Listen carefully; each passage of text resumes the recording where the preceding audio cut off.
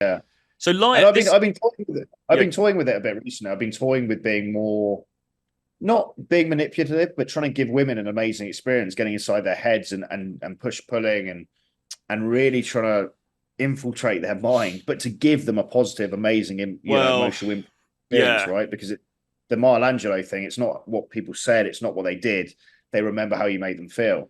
So giving them a rich, charismatic kind of, almost crazy experience in their head, getting inside their mind. And it's interesting some of the messages I'm getting from women where they're saying things like, I just can't stop thinking about you. I'm completely obsessed. And it's just me playing with their mind, but in a not in a manipulative way, leaving them better than I found them, trying to mm, imprint an emotional, you know, yeah, an experience that they're never going to forget on them as that kind of adventure guy that swans into their life. And it's playing into that fancy that a lot of guys, a lot of yeah. women have that I'm representing at the moment, which is they're kind of falling in lust with what I represent, which is freedom and adventure.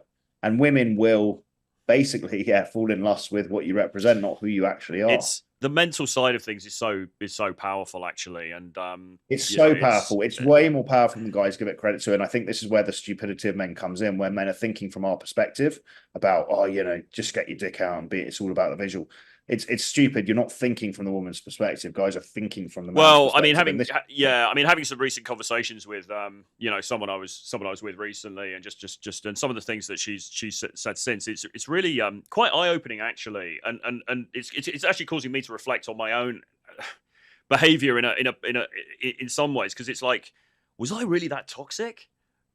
But also, did you but you also really liked it? That's surprising as well. And it's kind of like, so some of this stuff, I mean, and that, you know, not getting into specific situations, but some of that stuff was not intentional, but it was just how it sort of landed. But the unfortunate reality of human relations is that it is this complicated thing, and actually the more drama that you're bringing and the more sort of excitement that you're bringing, it becomes addictive, I think, for her, and probably to the guy to some extent, but certainly for women, because they really seem to buy into this stuff, don't they?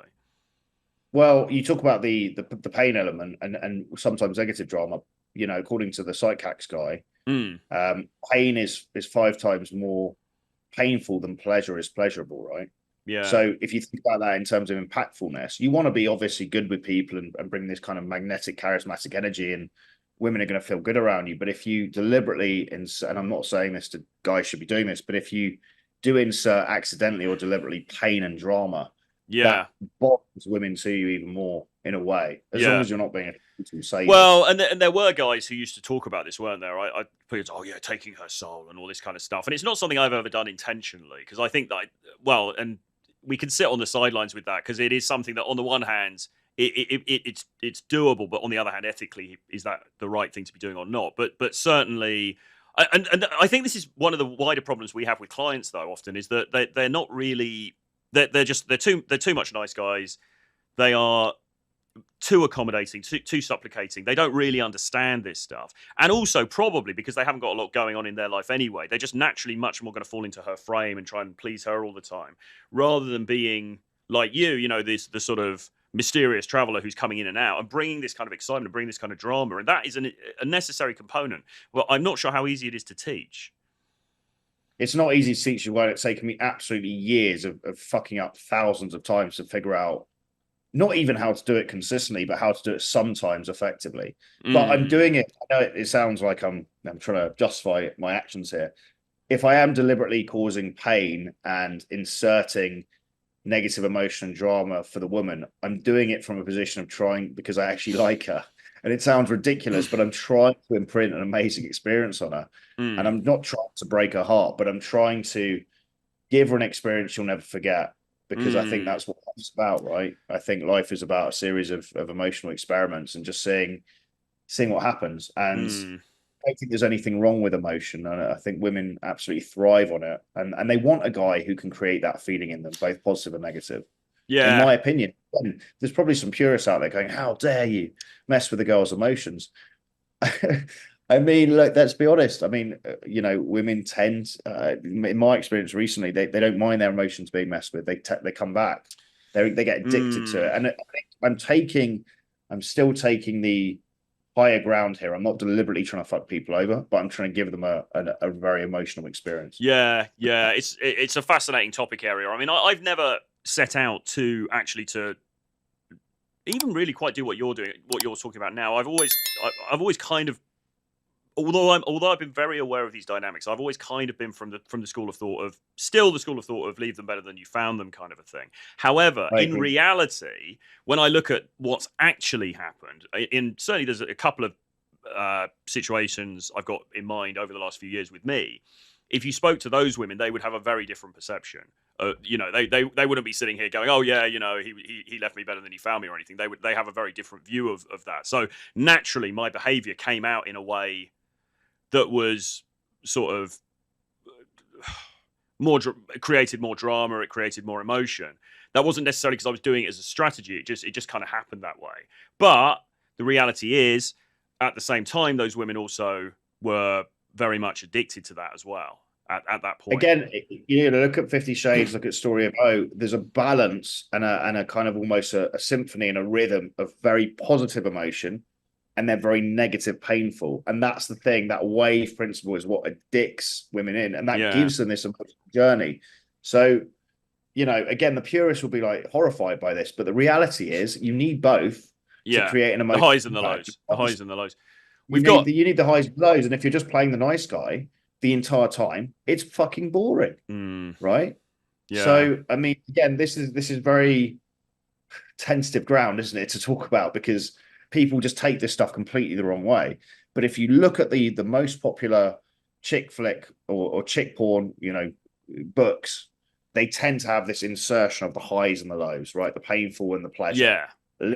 In a kind of symphony way. Yes. And so both, I think, do both. Learn how to be the guy that can do both, but you're coming in with the overarching principle of not trying to fuck people over. You're just trying to take them on an emotional roller coaster. I also kind of think, actually, on a more maybe slightly more positive note, or not positive, but I think the people that will do this naturally anyway are going to be the people that have got a shitload going on in their lives. Like if you imagine someone like Elon Musk, for example, and I'm not a massive Elon Musk fanboy, but if you imagine someone like him who's sleeping in the fucking factory, making his cars and all that kind of shit and building space rockets, he's got so much going on that he's also going to be, I would imagine, pretty detached in relationships. Like he's not going to be like, "Oh, I need to text her back after 2 minutes," and and all that kind of shit. He's probably going to disappear for 2-3 days. He's got so much going on in his head, right? And that's why those kind of guys, I think, would just naturally emanate more of that kind of energy. You know what I mean? So it is partly being on your own purpose as well, isn't it? 100% agree. You've got to be on your mission. That kind of like old school.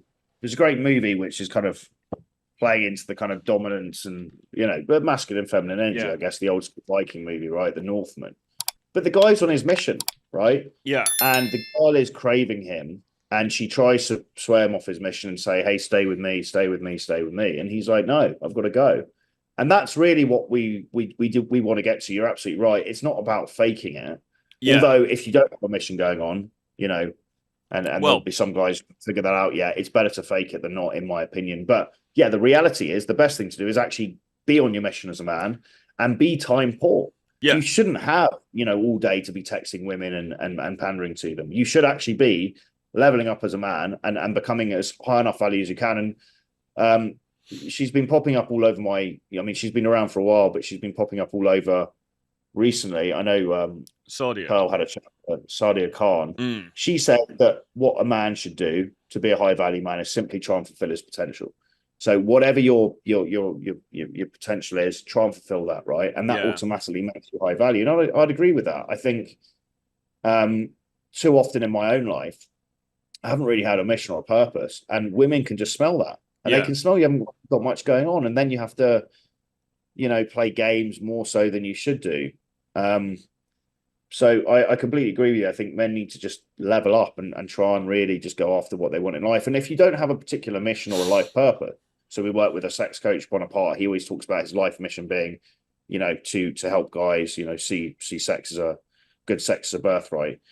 I've gone through periods of my life where I don't necessarily have a life mission or a life purpose, but I think the thing to do is think about self-mastery and creating a routine and creating discipline, self-control, and sticking to that day in, day out. Because naturally, if you're leveling up your character, if you've got self-control, self-discipline, and you're able to kind of master yourself, you're going to automatically figure out things to go on your mission with, right?